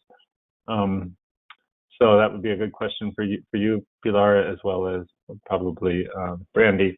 I would add to that question to say, talk about challenges, but also benefits or opportunities that sovereignty provides. Yes, so from a pure kind of legal perspective, tribes have sovereign authority, inherent sovereign authority over their reservations and over people and activities on the reservation. Now, it gets a little more complicated when you're dealing with non-Indians, and it finally gets even a little bit more complicated when you might be dealing with utility companies. The case law, if you will, is not very well developed. And in the Indian law world, we all look to case law. So it's not very well developed around the extent of tribal authority and jurisdiction over utilities. There is some case law that says you can regulate the utility, but you can't tax them. There's a case, in fact, now pending in the Ninth Circuit Court of Appeals over the Crow Nation's authority over their utility, their co-op. The Crow Nation passed a law that said they regulated the utility, you cannot cut off people's power in the middle of winter, even if they haven't paid the bill. And the utility did that to a tribal member. Tribal members sued them in tribal court. The utility says, we're not subject to tribal jurisdiction, so you can't regulate us. The federal district court said, yes, you are subject to the tribe's jurisdiction, and now it's up on the Ninth Circuit. So depending on how that case turns out, that could bolster tribal jurisdiction over utility operations on the reservation. What does that mean? Well, that means you can do to the utility on the reservation what the PUCs do off the reservation, which is you can tell them how to do net metering. Rosebud just passed a year ago or a year and a half ago a net metering policy for their co-op because they regulate their co-op completely. You could pass regulations around clean energy requirements. There's a lot of tribes. I'm in Arizona. We have well, they haven't passed it yet. We have a 15% renewable requirement in Arizona. It's just shameful. So a tribe in Arizona could regulate the utility and say, no, you're going to deliver 100% renewable energy to us, just like the cities do. Minneapolis has a 100% renewable requirement. San Diego has a 100% renewable requirement. Phoenix has a 100% renewable requirement. So tribes can exercise that kind of jurisdiction over those utilities. You could set rates. Again, that's what Rosebud does. And if you're trying to develop projects, you can make them interconnect. This is where tribes have, I think, this is an area where tribes can exercise this jurisdiction. It's not going to be easy. there could be some litigation. There likely will be litigation, see Crow. But at the same time, we're not completely hampered if we exercise our sovereign authorities over our land, over what happens on our land, and over the people who are on our land. Then that is one way to skin this cat. And I get more and more convinced that this is probably the only way to skin this cat. I know Brandy and we got the guy from Wisconsin on, the commissioner, and it was great that he came on, and some states are doing a better job, but there's literally only 4 states I know in the country at the commission level that incorporate tribes and tribal efforts into what they do. California, New Mexico, Minnesota, and Wisconsin. That's it. If anybody else has got another state that does it, but that was one of the challenges out of 38 states that tribes are in. So that's my pitch for exercising your sovereign authority to tell utilities what to do. That's what the states do, and we have the same authority that they do over our lands, etc. So I know that was a long answer, but it's a very complicated question. Certainly. Thanks, Pilar. Brandy, did you want to chime in on this?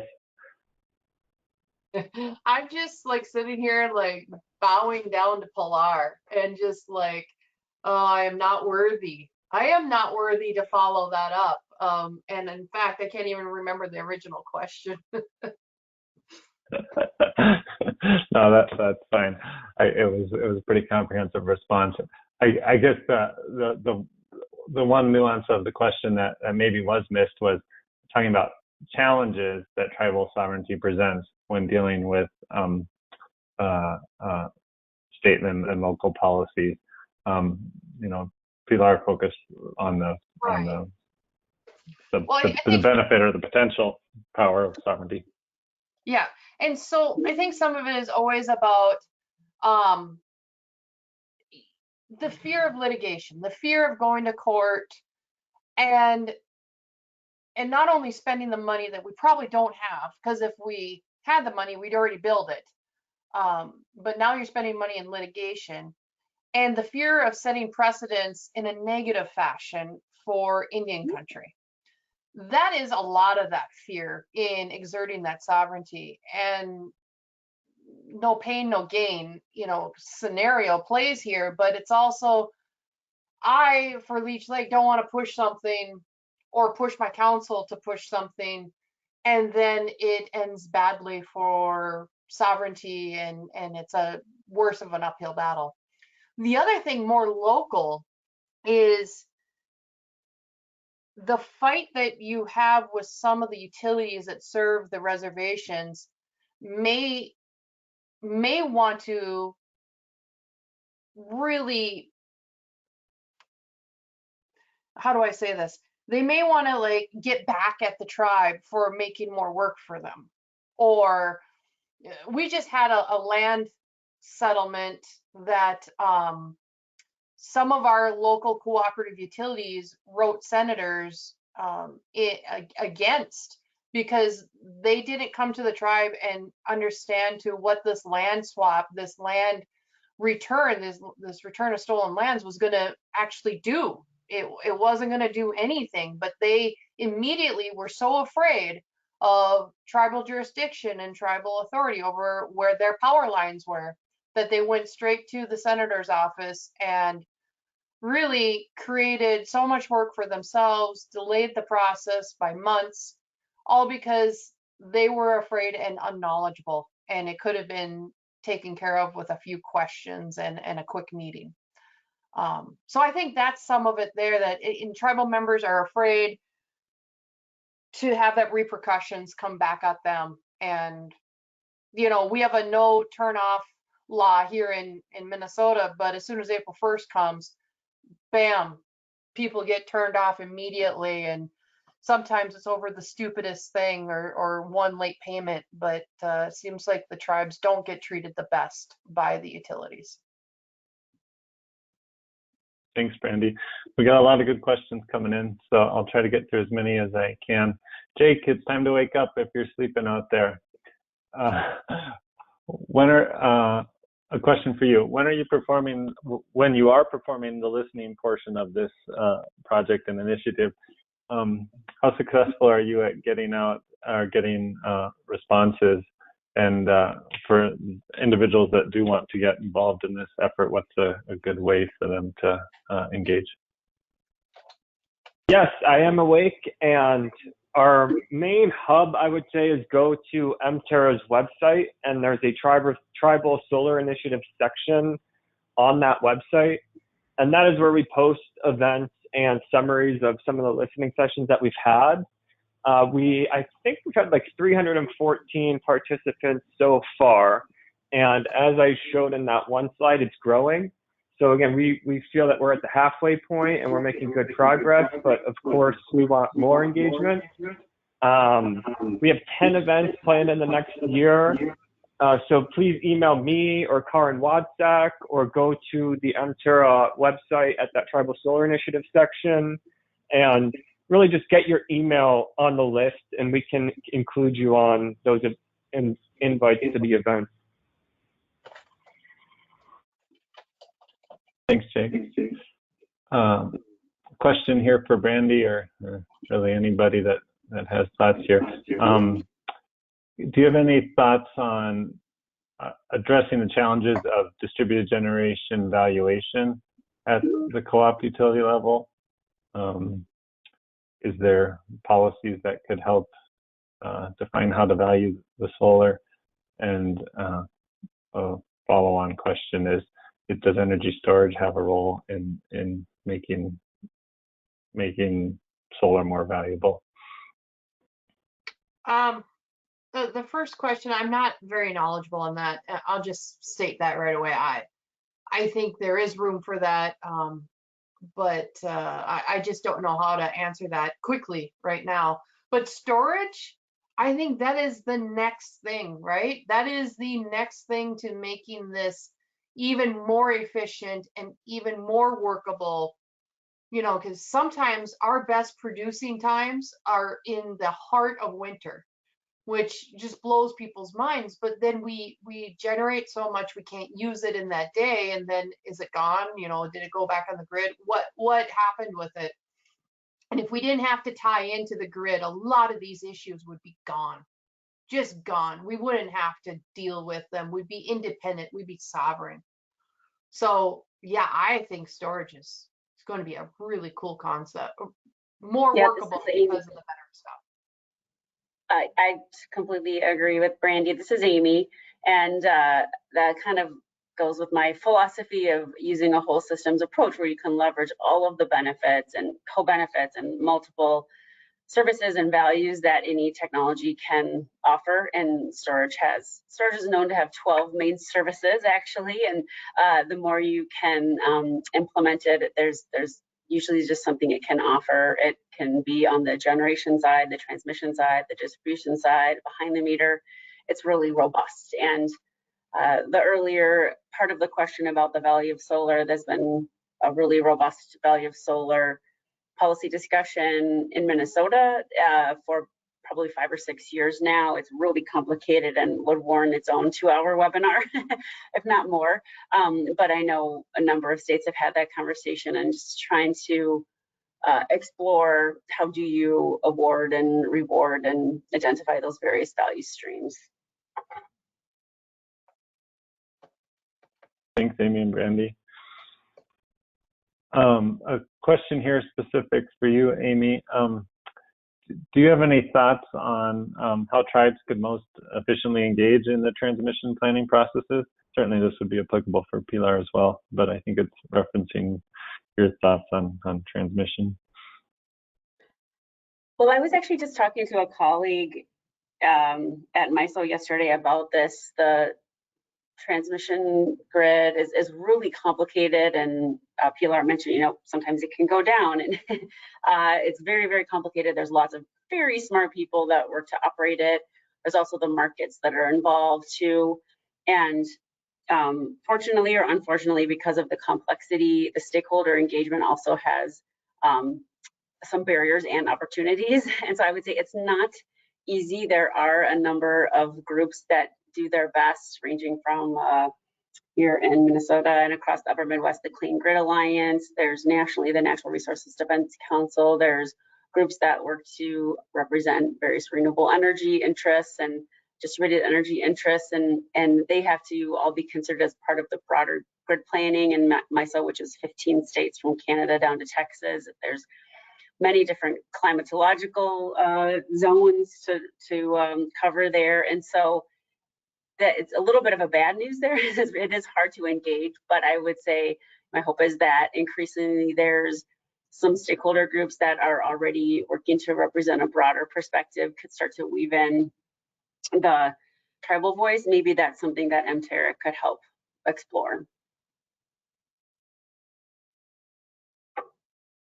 Yeah, I would just add to this that I definitely think this is a great example of kind of MTERA's collective action mission. As Amy just mentioned, I mean, the transmission system planning process is incredibly complex, and it's a very long-term commitment in terms of how much time and effort goes into the stakeholder meetings and how the system is ultimately planned and mapped out.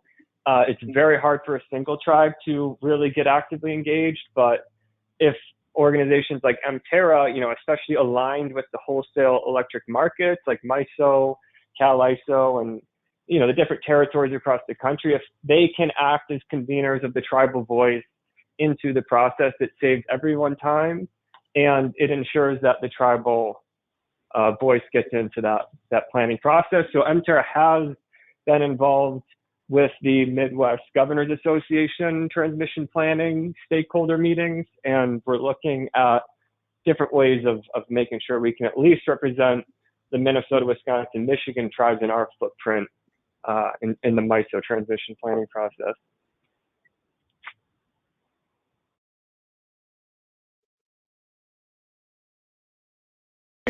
Thanks so much, Jake and Amy.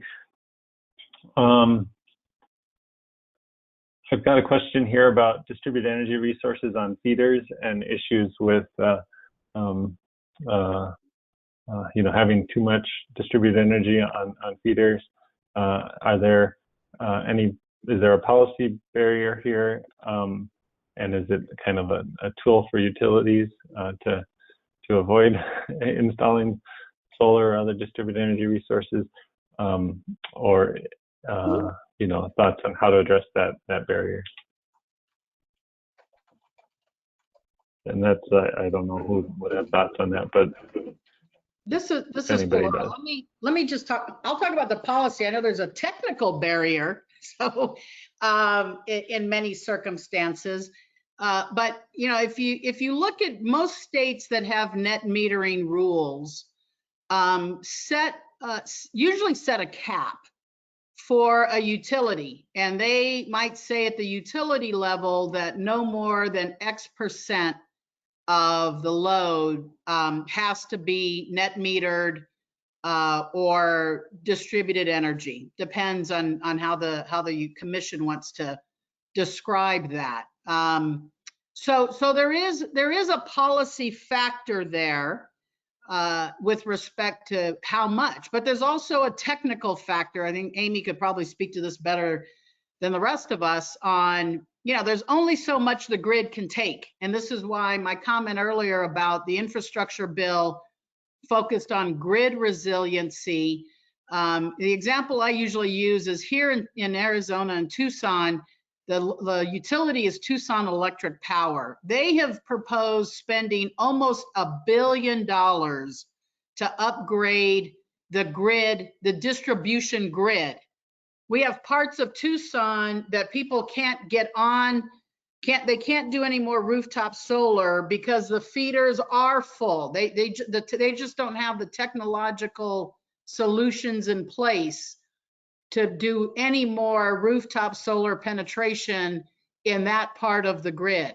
So there is both a policy challenge when the commission says, okay, no more than X%, and there's also a technological challenge. So And this is why, whether it's federal support for upgrading grids, whether it's co-op grids or tribal utility grids or IOU grids, there is no doubt these grids are going to have to be technologically upgraded for more distributed energy penetration.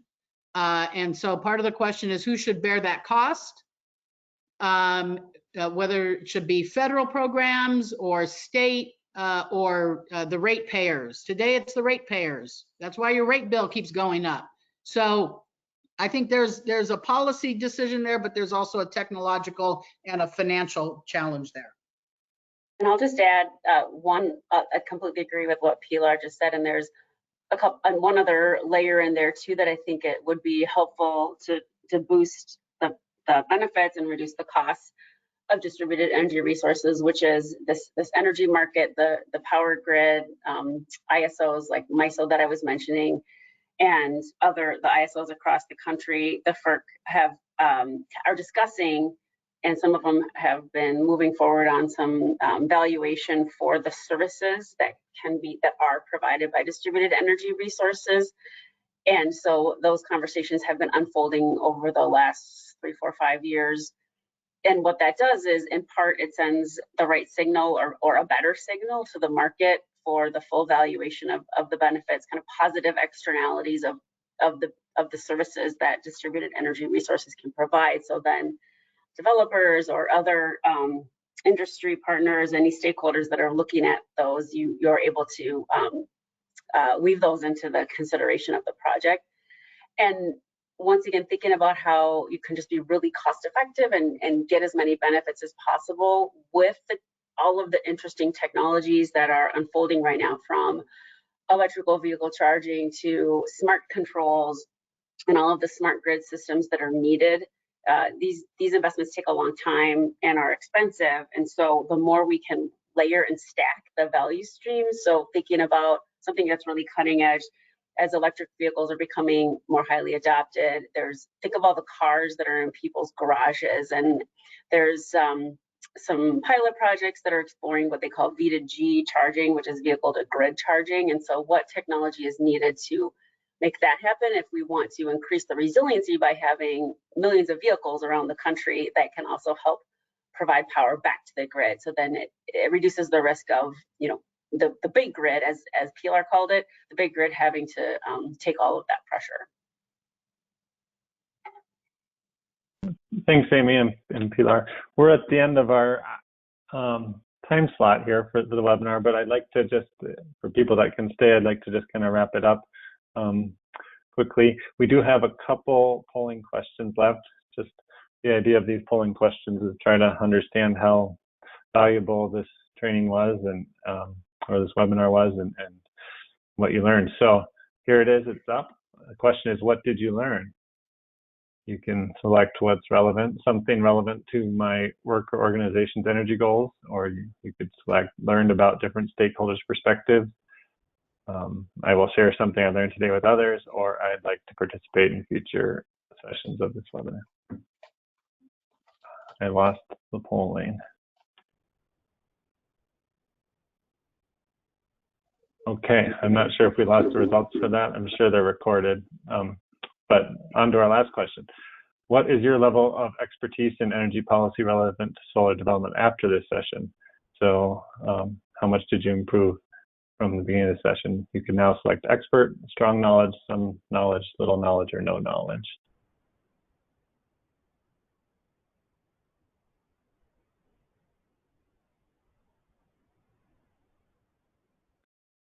All right, we don't have a comparison from before, but I think there's a slight improvement there, certainly in some knowledge. Has moved up to well above 50%. So some incremental progress here, that's great. With that includes our content for today. I want to thank all of our presenters again for their time and insights. To our audience, we are very interested in receiving your suggestions on how to strengthen the value of these webinars, so please do send us your feedback. On our final slide here, we have the remaining webinars of the 2021 series. The next webinar is titled Building Electrification, Why and How. It will be held on September 29th at the same time as always, 11 a.m. Mountain Time. Thank you once again for your interest and attendance today. Thanks to all of our presenters, and we look forward to having you join us on future webinars. This concludes our webinar for today.